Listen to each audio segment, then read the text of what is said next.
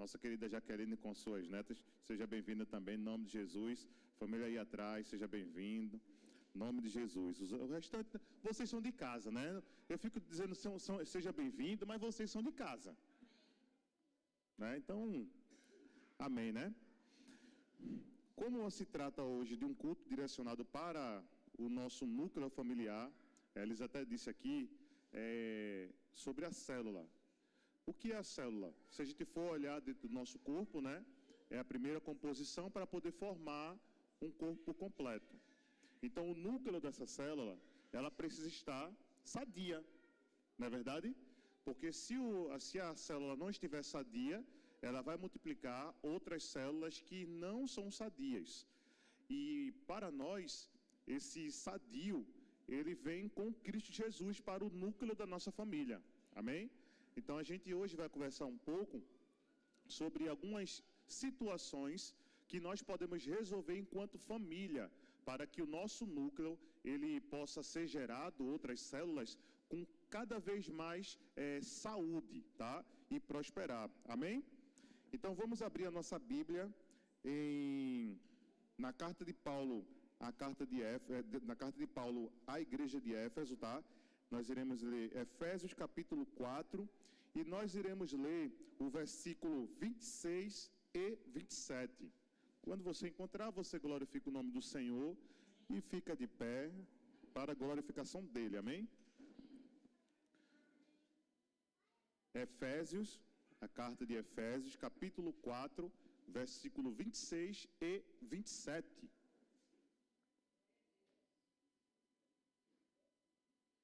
Glória a Deus, opera aí um pouco. Glória a Deus. Amém?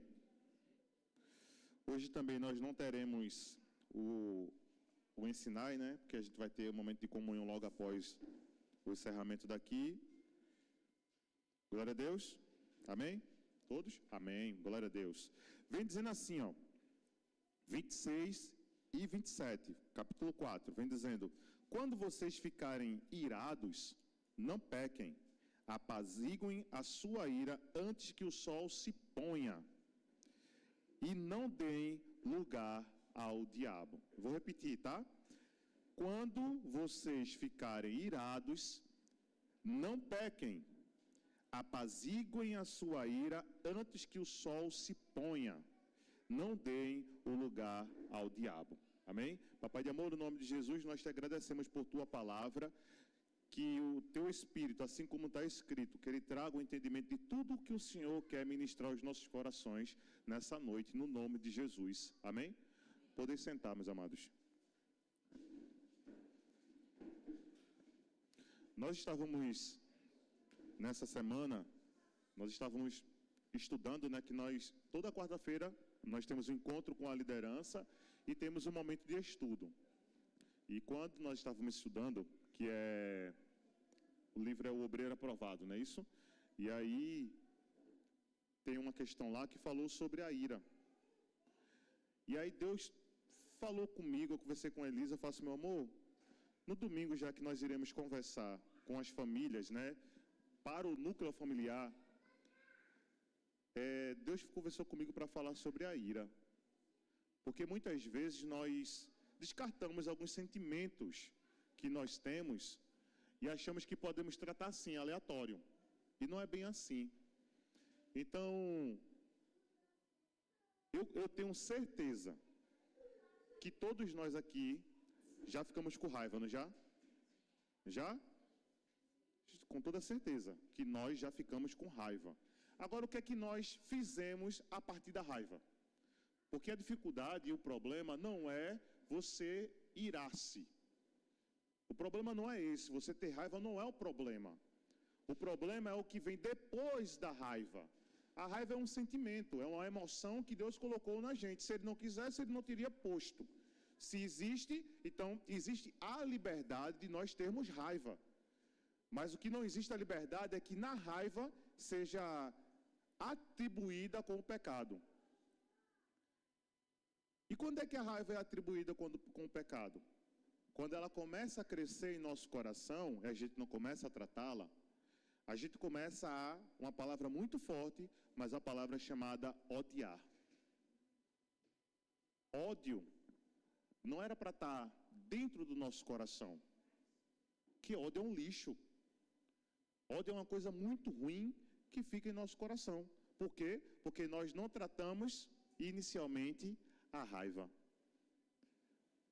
E quando a gente começa a observar a Bíblia traz situações das pessoas que tiveram a raiva, guardaram a raiva e a partir da raiva cometeram situações terríveis.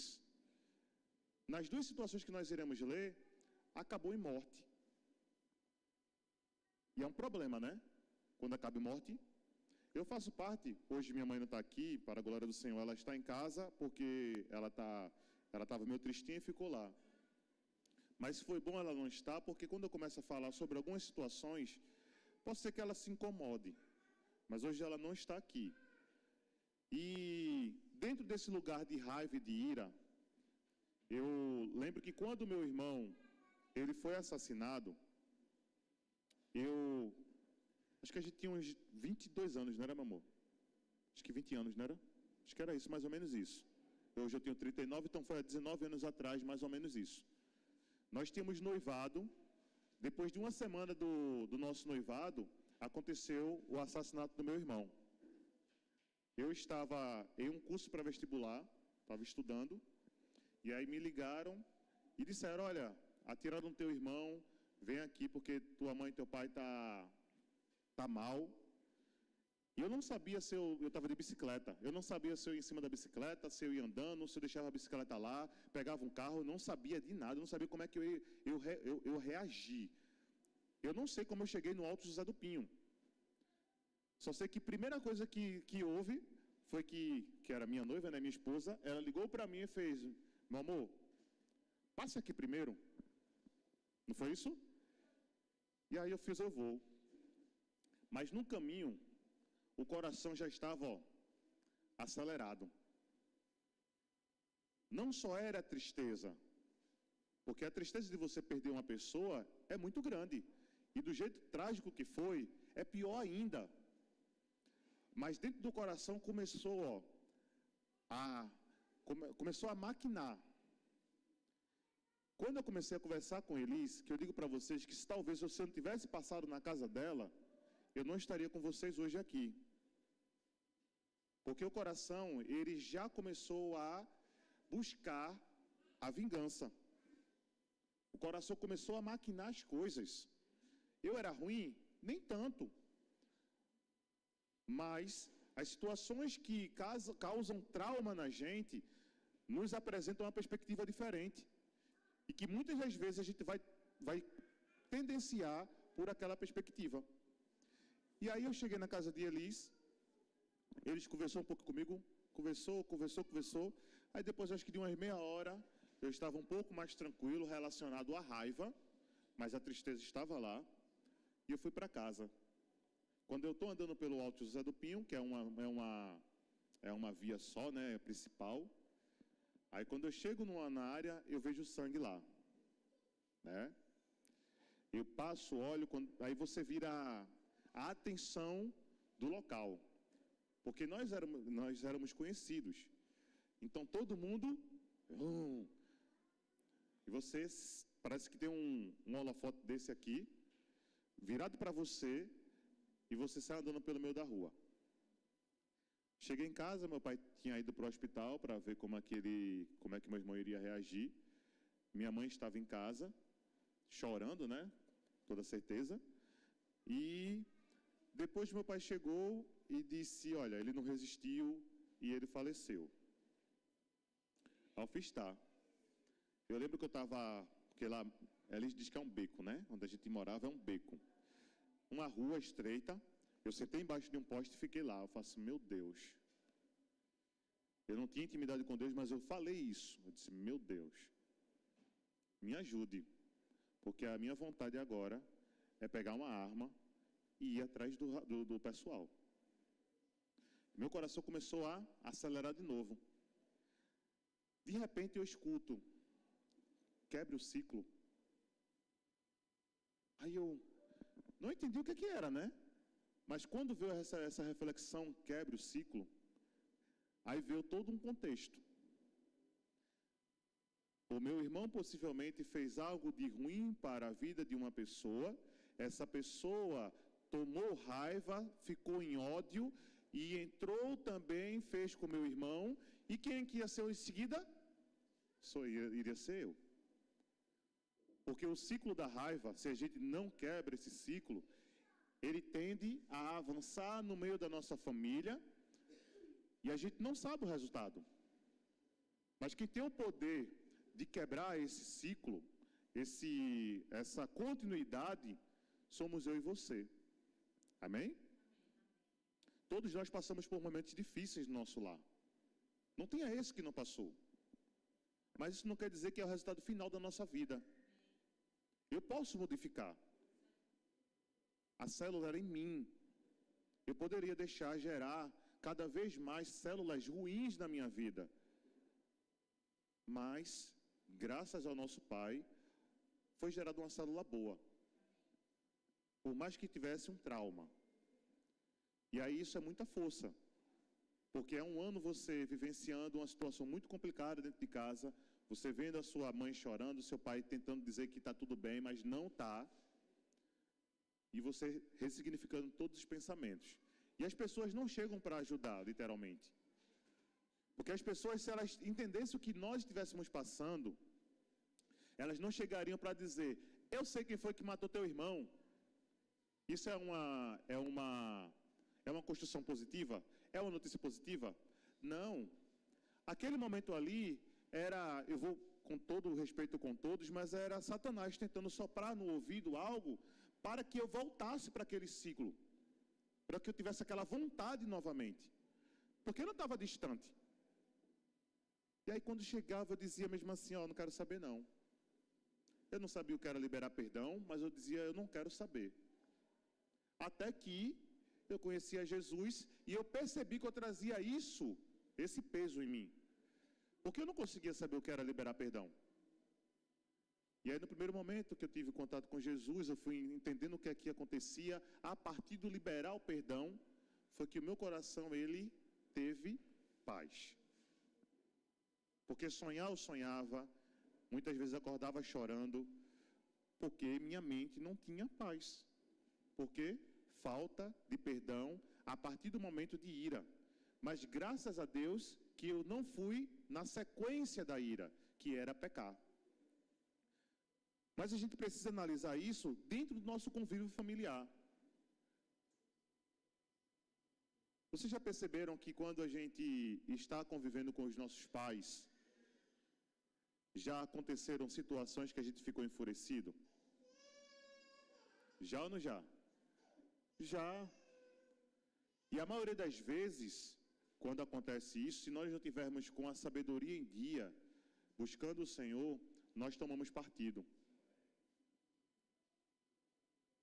Imagina para uma criança criada no lar, onde acontecem agressões, desencontros, um lar disfuncional. A probabilidade dele repetir isso é muito alta, porque ele acha que isso é o convívio normal de uma família. Até ele entender que isso não é um convívio normal de uma família, vai custar um tempo. E as experiências dele não serão boas. Hoje nós temos aqui, talvez daqui na sala hoje, o mais novo seja Eloá, com seus 9 anos, e o mais velho aí, cada um sabe a sua idade. Mas, dentro disso, todos nós tivemos situações complexas que nós precisamos resolver dentro da gente. Vamos lá para a Bíblia e abrir lá em Gênesis capítulo 4. Vamos conversar um pouquinho sobre a história desse rapaz. Gênesis capítulo 4. Muito, mas muito falado, né,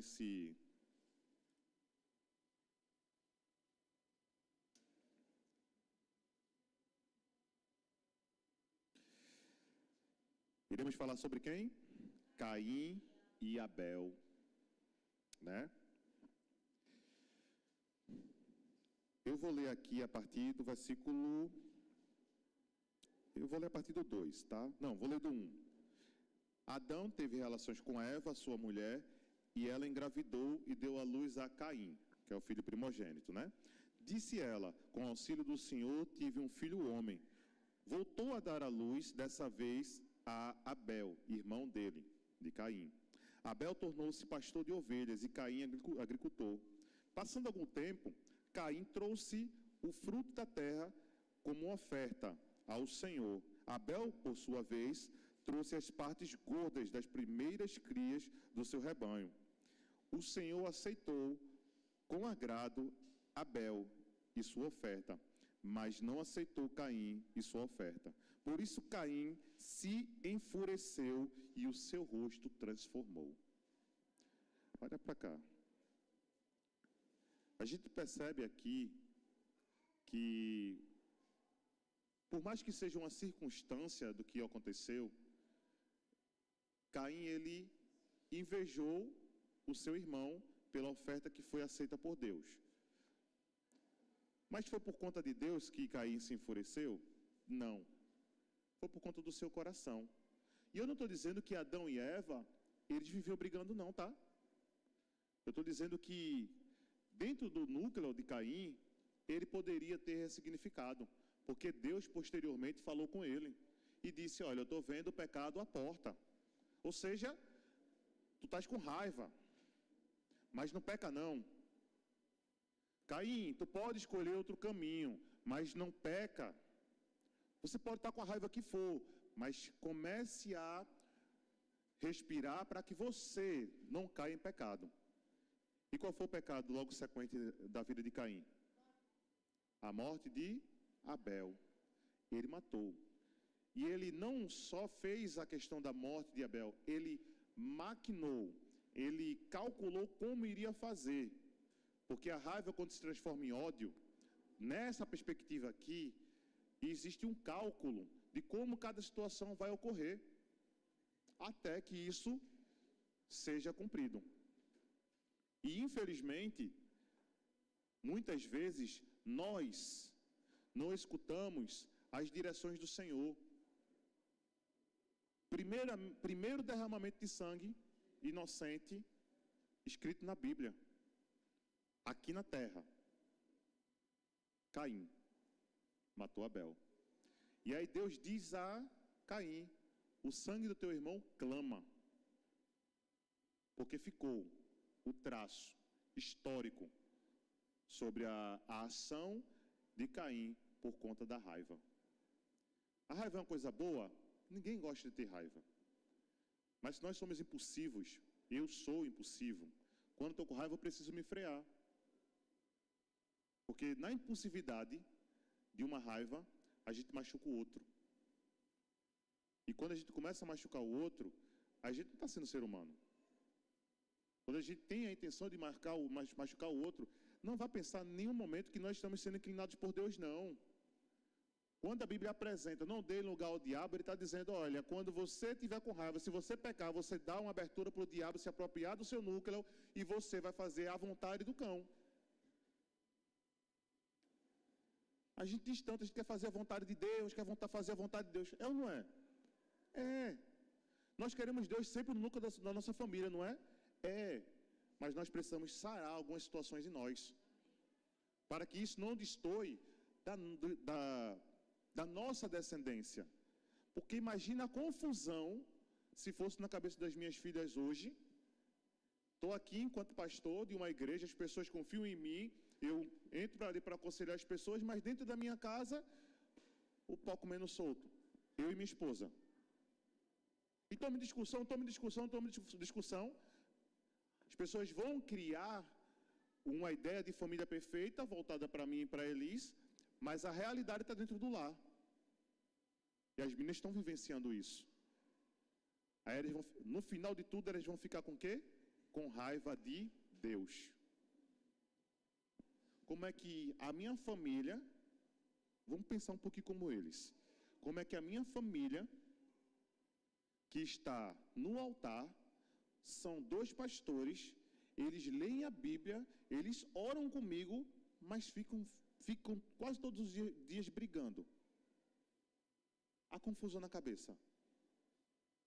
Eles vão ver, eles vão iniciar a ter um discernimento. Só que dentro desse discernimento, muitos não têm a sabedoria ainda para poder agir. E aí vai agir por impulso. E a depender do impulso que eles tiverem, eles vão escolher o lado pior da nossa relação. E eu tenho certeza que na nossa família, nós não queremos em nenhum momento que os nossos filhos, eles escolham a pior parte da nossa família, não é verdade? A gente não quer. A gente quer que nossos filhos escolham a melhor parte da nossa família. Então a gente precisa minimizar cada vez mais as ações negativas dentro do nosso lar. Quando a gente lê aqui Efésios, ele diz assim, ó, apaziguem a ira, ou apaziguem a raiva, até o sol se pôr. Vamos olhar para a nossa família? Tá? Quando você discutiu com seu filho ou com sua filha, ou sua filha discutiu com você, ou você discutiu com sua esposa, ou sua esposa discutiu com você, nesse convívio familiar, quantas vezes você já foi dormir com raiva? Quantas vezes nós já deitamos a nossa cabeça na cama, viramos e dormimos? Várias vezes, possivelmente. Mas se nós precisamos apaziguar a raiva antes que o sol se ponha, ou antes que nós cheguemos no nosso lar, na nossa cama, e coloquemos a nossa cabeça no travesseiro, nós poderíamos sim resolver tudo. Nós poderíamos, se nós erramos com os nossos filhos, que às vezes a gente não acha que erra, mas nós erramos com os nossos filhos, chegar para eles e dizer, meu filho, me perdoe. Sabe por quê? Porque quando você pede perdão a ele, entendendo que nós, né, enquanto pais, autoridades, erramos com eles, eles vão aprender, eles vão ter consciência de fazer o mesmo contrário. Vê como eu comecei a mudar o núcleo familiar. Comecei ou não comecei? Comecei a fazer a mudança do núcleo familiar. Ele percebeu que eu estava com raiva. Ele percebeu que eu estava enfurecido. No caso das minhas filhas, né? Uma vez mesmo eu estava dirigindo, eu já contei aqui, só vou relembrar. Eu estava dirigindo, só estava eu, Adriela e Eloá no carro. Antigamente, quando um carro me cortava, automaticamente o pé pisava no acelerador. Para poder, ó, do lado do cara e tentar competir com ele. Cortar ele na frente, não sei o que eu queria fazer, mas eu fazia isso. Depois de um tempo eu vim trabalhando isso em mim. Teve um dia, o carro estava sem ar-condicionado, a gente vinha do centro do Recife, nesse daí é outra história, tá? Depois eu volto para das meninas, para a gente não se perder no meio. Aí estava eu e Elis dentro do carro, as caras estavam também. Eu vim de Recife, estava passando pelo viaduto de Olinda, começou a chover. Eu já prendi a mão no volante, segurei o volante, né? E comecei a olhar para frente. Aí ela estava falando alguma coisa, depois ela parou. E eu, respirando, né? Quando chega na frente do supermercado lá grande, um trânsito absurdo. Chuva, calor, trânsito. Olha o coração. E eu segurando o volante. Depois passa um motoqueiro, uma bênção de motoqueiro, pelo corredor, né, que entre os carros, e o retrovisor. Pof! Aí Alice olhou para mim, aí eu olhei para o retrovisor, tirei a mão daqui do volante, segurei com a outra mão, botei a mão para fora, puxei e continuei segurando o volante. E fui para frente. Quando eu cheguei, que eu morava em Jardim Paulista, quando eu cheguei em casa, eu soltei o volante. Se ele fosse de massa, teria ficado a marca dos meus dedos. Teria. Mas aí eu soltei o volante, fechei, saí do carro, entrei, aí eles fez. Ficasse com raiva, não foi? Eu fiquei com muita raiva. Mas eu estava aprendendo que eu não precisava tomar atitudes impulsivas por conta disso. E aí, nesse outro momento, eu estava com elas, estava fazendo o retorno. Aí passou um carro, fez assim, mesmo assim na minha frente, ó. O pé não era automático, já tocou no acelerador. Tum! Quando começou e não foi, porque antes eu pisava e já ia metendo marcha e acelerando, que o carro ganhava a impulsão para frente. Eu pisei, o carro começou a fazer a aceleração, né? Aí, não sei se foi a Adriana ou se foi ela, acho que foi a Adriana. Ele disse: ô papai, por que o senhor está acelerando? Aí eu tirei o pé, voltei para o modo normal e vim para aqui para a igreja. A gente precisa ter atenção nisso.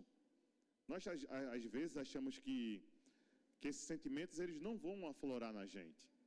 Vão aflorar. O que eu vou fazer com o sentimento que eu estou é que é o resultado. Hoje, o pessoal diz: não, se eu tenho paciência.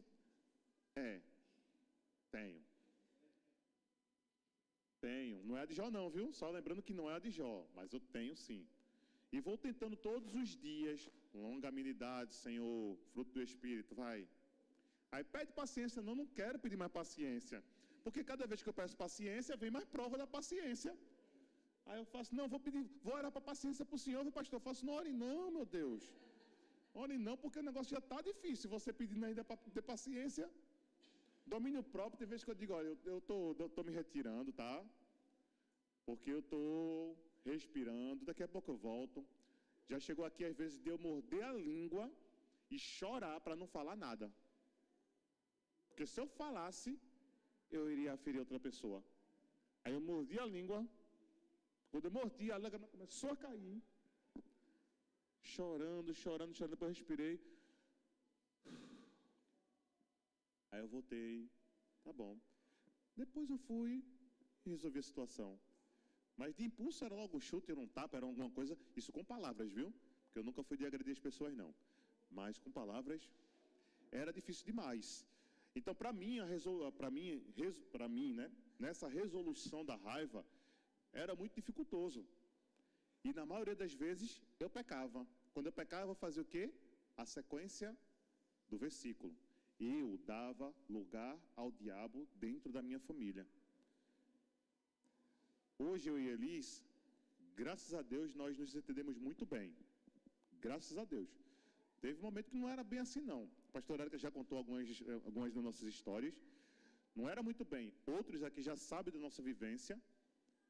Meu Deus do céu. Agora, nunca foi de agressão, minha gente. A gente nunca houve desrespeito, nem com palavrão. Nunca chamamos um outro, nem de... Com todo respeito, tá, minha gente? Em nome de Jesus, com todo respeito. Nunca chamamos um nem o outro de merda. Vai, porque não tem nessa, vai, seu merda. Não chamamos nunca um palavrão um com o outro. A gente discutia. Hoje, com o passar do tempo, também a gente vai tendo, né, mais maturidade, mais sabedoria.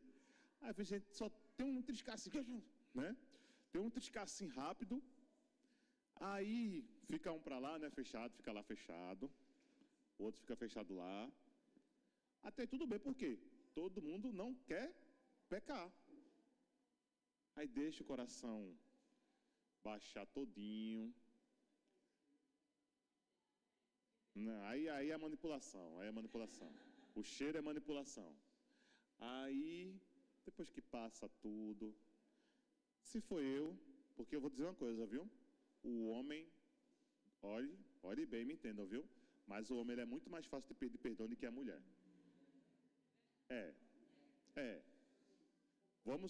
Vamos ser sinceros. O homem é muito mais fácil de pedir perdão do que a mulher. Olha a ira, cuidado no coração, olha a ira. Mas o homem é muito mais fácil. Eu não estou dizendo que a mulher ela depois ela não avança nisso, ela vai avançando. Mas o homem ele tende a ser um coração muito mais aberto a pedir perdão do que a mulher. A mulher, ela constrói uma coisa na cabeça para poder justificar o perdão. Porque quando ela pede perdão, mas já justifica dizendo alguma coisa que a gente está errado. Aí, o que eu faço? Chego lá, ela, né? O cara fica meio, meu amor, me perdoe, viu? Eu sei que eu passei do limite, tal. Ela, olha, perdoado. Aí quando é comigo, eu estou lá no sofá às vezes, aí ela chega, vê só, ela passeia. Estou falando sério, estou mentindo? Não, ela está aqui. Ela passeia, ela está pensando, gente, ela está pensando se o perdão vai vir mesmo ou não. Ela está pensando. Aí ela vai, depois volta, aí ela chega, meu amor. Aí senta do ladinho, meu amor, me perdoe, viu? Em nome de Jesus. Aí dá um beijo e sai. Dá um beijo e sai. Nem bala pega. Ela sai. Dá uma carreira que eu acho que é para poder não se arrepender de pedir perdão. Eu acho, tá? Mas eu estou falando assim, eu acho que pode ser isso. Você pegou pelo WhatsApp? Vamos desmistificar um negócio. A galerinha tem uma situação de fazer, não, pequei na frente. Não, se você pecou na frente do povo, peça perdão na frente do povo. Se você pecou lá na sua casa, pequei na frente dos meus filhos, peça perdão na frente dos seus filhos. Não, porque a minha autoridade vai ser... Tua autoridade está sendo desconstruída por não fazer isso. Aí o orgulho bate, cresce tudo aquilo, infla e acha que é a última bolacha do pacote, a Coca-Cola do deserto. Não é. Mas voltando, quando a gente começou a trazer isso para o nosso núcleo familiar, as coisas melhoraram de 50% para 100%. Por mais que a gente esteja, né, lembra que é um trítico, né, que às vezes, quando vai deitar, não tenha esse que não deu um cheiro num outro para poder dormir. É antes que o sol se ponha, antes que eu vá dormir. Então faça isso no seu lar. Eu não estou dizendo que o outro vai aceitar o seu pedido de perdão, não tem a ver com o outro. Tem a ver com o núcleo da sua família. Se nós estamos querendo que a nossa família avance em Jesus Cristo, vamos trazer o estilo de vida dele para dentro? A gente já trouxe tanto o estilo de vida do mundo para dentro da nossa família. E por que a gente não pode trazer o estilo de vida de Jesus para dentro dela? Dentro dela, o que entra de Jesus sai do mundo. Não é isso? É um caminho, ó. Entrou Jesus num lugar, ele não pode ser ocupado por Jesus e pelo mundo, não tem como. Então, se eu não estou dando, vamos refletir, é uma questão até lógica, é fração. Se eu não estou dando lugar ao diabo, eu estou dando lugar a Jesus. Agora, se eu não estou dando lugar a Jesus, eu estou dando lugar ao diabo. Não tem como. É uma ação reta. E aí a gente precisa refletir dentro do nosso lar. Porque se não estivermos refletindo sobre essa questão de irar, de pecar e de acontecer situações complicadas, vai ser muito difícil de ser resolvida posteriormente. A gente trabalhava com acolhimento, adolescentes, adultos, e a maioria deles, eles tinham disfunção familiar. Está todo mundo me escutando? Está dando? Aí de trás, está dando para compreender?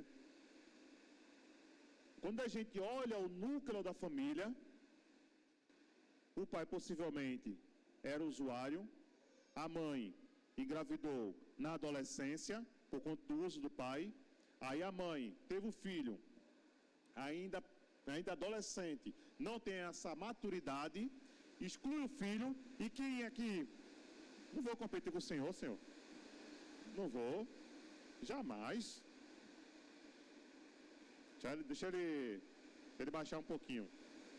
Olha, glória a Deus, chuva de bênção, Pai. Amém, Jesus, muito obrigado. Amém. E aí, o que é que acontece? Quem é que recebe aquela criança que está que foi excluída do núcleo familiar adoecido. Vovó e vovô. Vovó e vovô chega, recebe no peito assim, ó, domina e vai querer passar, vai querer conduzir a vida da criança. Não adianta. Existe uma lacuna para ser sarada na vida da criança. E aí, quando ele crescer, ele vai começar a apresentar situações que a gente precisa ficar muito, mas muito ligado para poder começar a tratar. Construir família é maravilhoso e hoje eu digo a Deus, muito obrigado por minha família. Mas se nós não temos responsabilidade, não construa não. Sabe por quê? Porque quando a gente não tem responsabilidade, nós geramos pessoas sem responsabilidade. Agora imagina, dentro desse mundo, várias pessoas sem responsabilidade. Não é complicado? É ruim. Vamos abrir lá agora em 2 Samuel. 2 Samuel, esse daqui, gente, ele teve um trauma. Eu vou contextualizar para a gente não precisar ler tanto, tá? Mas ele teve um trauma. E a gente vai perceber que a vida dele, ele maquinou, ele nutriu o ódio durante um certo tempo, até concretizar o ódio dele. 2 Samuel, capítulo 13.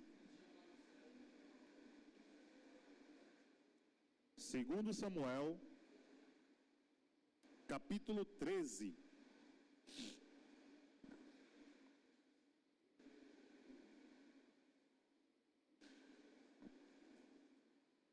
Eu vou ler o versículo 1 e 2.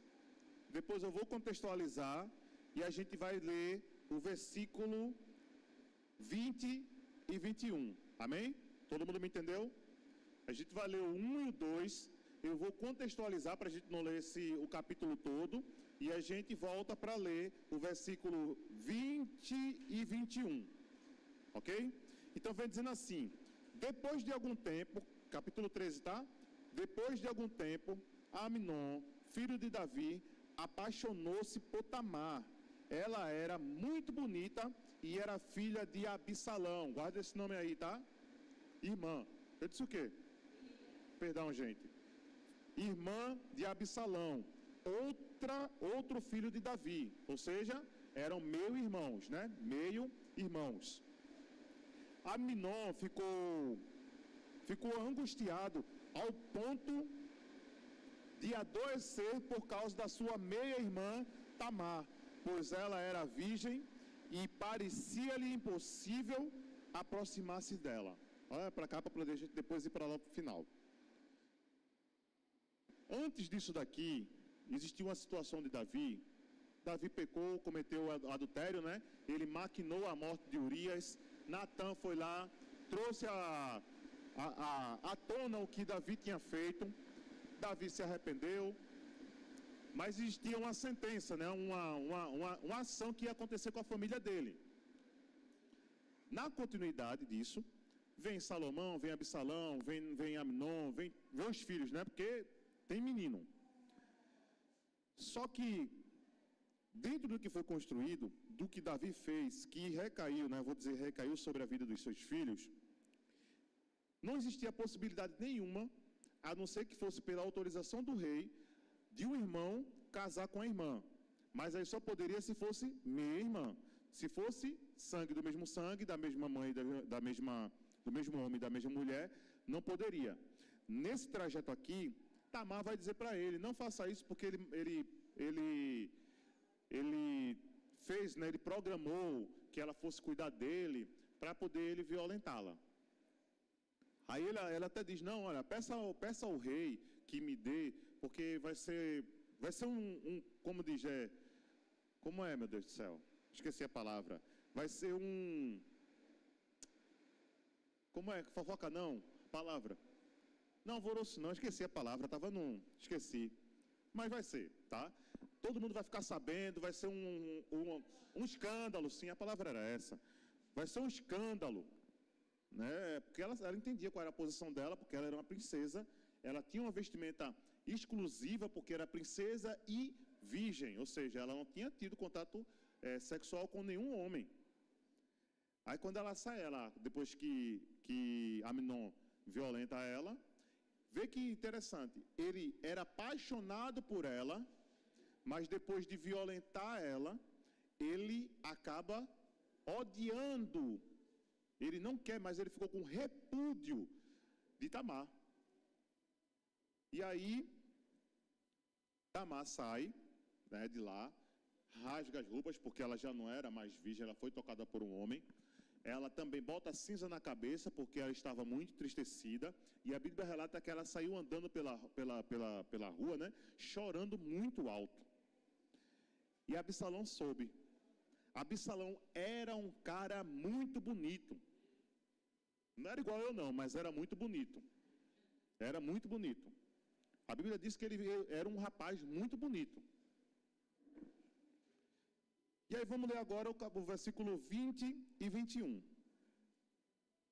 Absalão, seu irmão, lhe perguntou: seu irmão Amnon lhe fez algum mal? Acalme-se, minha irmã. Ele é seu irmão. Não deixe dominar-se pela angústia. E Tamar, muito triste, ficou na casa do seu irmão Absalão. Ao saber de tudo, o rei Davi ficou indignado. Olha agora o 22.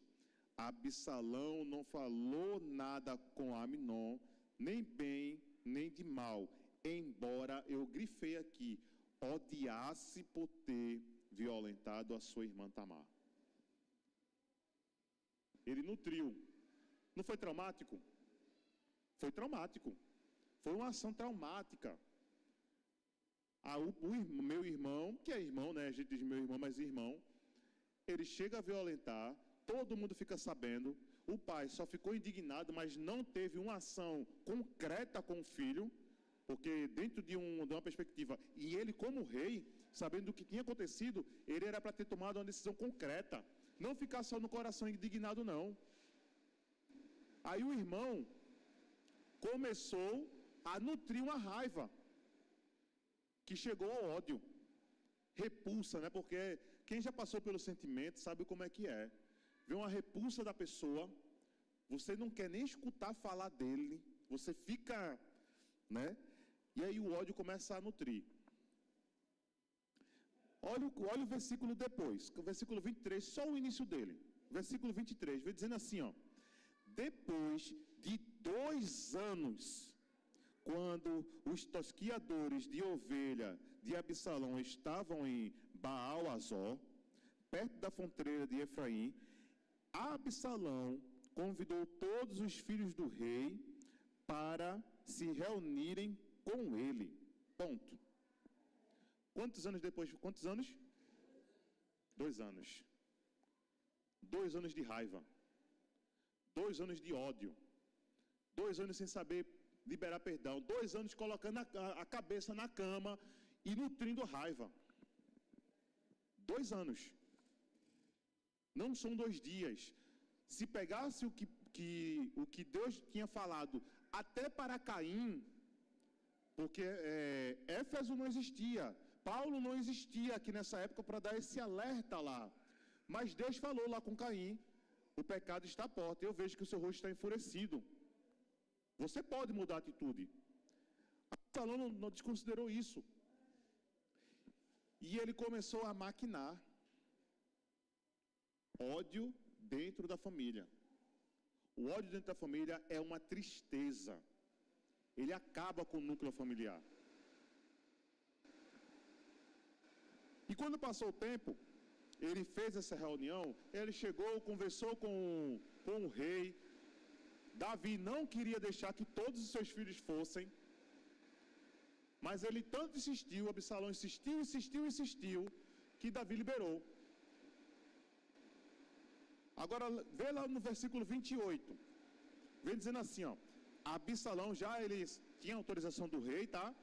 E aí ele diz, Absalão ordenou aos seus homens, ouçam, quando Amnon estiver embriagado, veja só o cálculo dele, viu? Ele deu muita bebida a Absalão, que era para poder Absalão não ficar consciente do que estava acontecendo. e confiasse nele. Depois ele vem dizendo, quando adivinham e eu disser, matem Aminon, vocês o matarão. Não tenham medo, eu assumo a responsabilidade. Sejam fortes e corajosos. Assim, os homens de Absalão mataram Aminon. Terrível ou não foi terrível? Foi terrível. Um alvoroço depois, porque o irmão, né, deu uma ordem, todo mundo sentado. Vamos pensar aqui que era todo mundo irmão, porque Davi tinha menino demais. Parecia coelho. Tinha menino demais. Tome filho, todo mundo lá reunido, todos eles eram príncipes. Chega lá comendo, o cara tomou muita manguaça, tome vinho para dentro, porque ele maquinou isso, ele bebe. Ele vai chegar aqui, ele vai sentar na mesa, a gente tome bebida, secou, enche de novo, secou, enche de novo. Porque a minha intenção, pelo ódio do que ele fez com a minha irmã, é matar ele. Aí o que é que ele fez? Mandou. E aí lá no final, versículo 32. Jonadab, né, que é o filho de Simei, vem dizendo assim, mas Jonadab, filho de Simei, irmão de Davi, disse, não pense, ó meu senhor, que mataram todos os seus filhos, somente Aminon foi morto. Preste atenção agora nessa parte. Essa era a intenção de Absalão desde o dia que Aminon violentou sua irmã Tamar.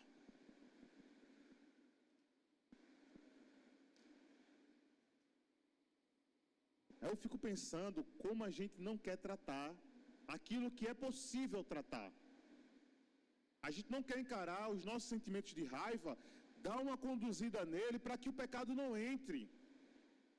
Imagina como é que a gente age. Quem aqui já não vou perguntar assim, mas você só reflete, tá? Quando disser, bateu no seu filho, não é uma questão só do ato que a Bíblia até ainda nos autoriza, que é a correção por meio da vara, mas quem exagerou fez isso em meio de raiva. Nós já fizemos, seja por fala, seja por algo que eles fizeram que a gente entende que é errado. Na nossa consciência, nós entendemos que talvez os nossos filhos tenham feito algo errado. Mas se nós formos agir pelo impulso da raiva, porque a gente recebe a raiva, o impacto, né, da notícia, você vai gerar em você um sentimento de raiva, de dizer, eu não te disse para não fazer isso. Isso é um exemplo, tá, minha gente? No nome de Jesus. Eu não te disse para não fazer isso, a raiva já começa a tomar conta. Se você for fazer uma correção com raiva, pode ter certeza que você pecou. Por quê? Porque vai muito mais além de que uma correção. Eu saio de uma correção para uma agressão. E a Bíblia não respalda a agressão. O que foi que eu gerei no núcleo da minha família? Uma abertura, por conta de falta de sabedoria, Satanás adentrou, eu espanquei, eu agredi aquela pessoa que estava sobre a minha tutela, ela foi dormir. A raiva está em mim. O que é que meu filho gerou? Raiva também.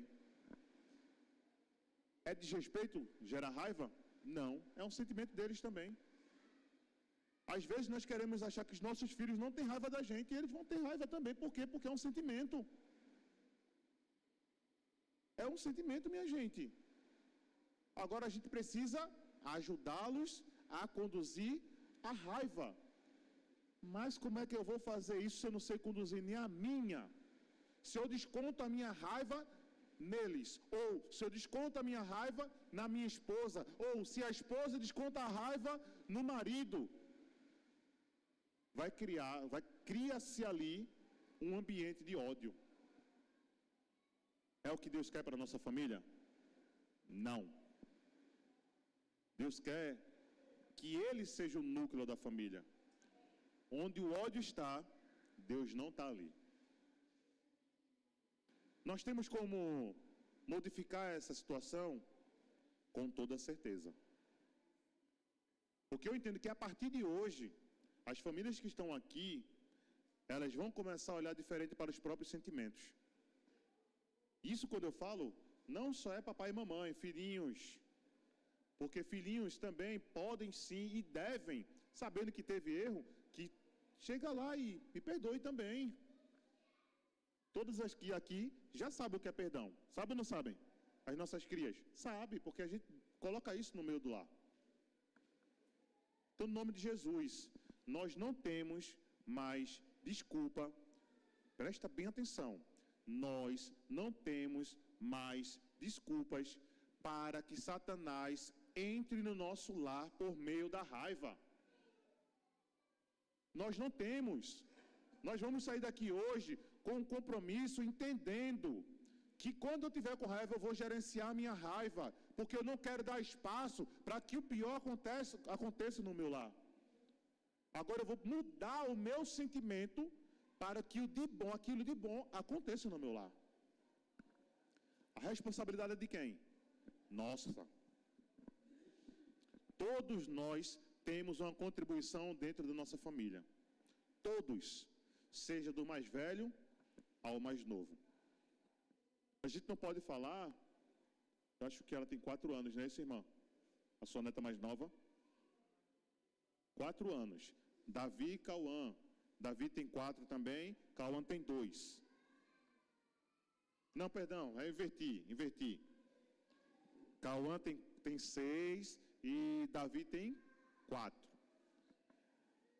Eles ainda não têm, eu vou colocar culpa naquilo que eles fazem, porque é chamada a idade da razão.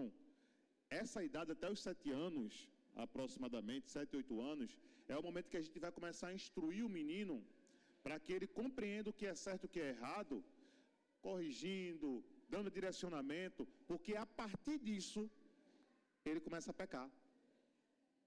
E aí as consequências vão para ele também. Compreende como é sério? E às vezes a gente age por impulso, na nossa raiva, e a gente acaba, ao invés de educar, conscientizar a criança, estamos gerando trauma neles.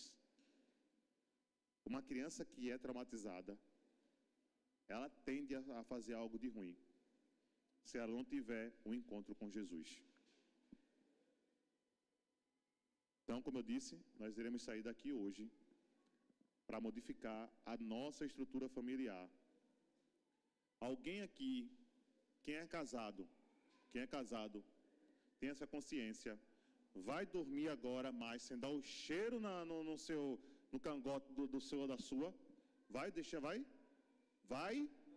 Não, né? No vídeo vai estar lá, ó, Adriano falando, dê um cheiro no cangote dele ou no cangote dela, mesmo que esteja suado. E com os filhos? Também.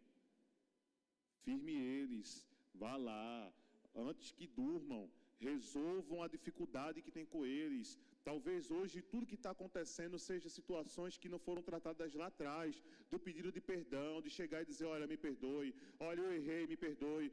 Porque a partir do momento do perdão acontece, tudo se abre. E filhinhos, também, papai, mamãe, me perdoem. Me perdoem. Às vezes eles não vão ter consciência não, tá? Aí aquele que é mais aproximado diz, olha, chega aí, conversa, né? Dá-lhe o corte, né? Mas diz, olha, vai lá e conversa com teu pai, vai lá e conversa com tua mãe. Porque eles estão meio chateados porque o negócio foi com eles. Tenho certeza que se nós temos essa abertura com os nossos filhos, eles vão fazer isso. Porque consciência agora, eles não vão ter. Mas eles vão ter atitude. E quando chegar a consciência da causa, eles já estão preparados para poder executar isso em toda a sua vida.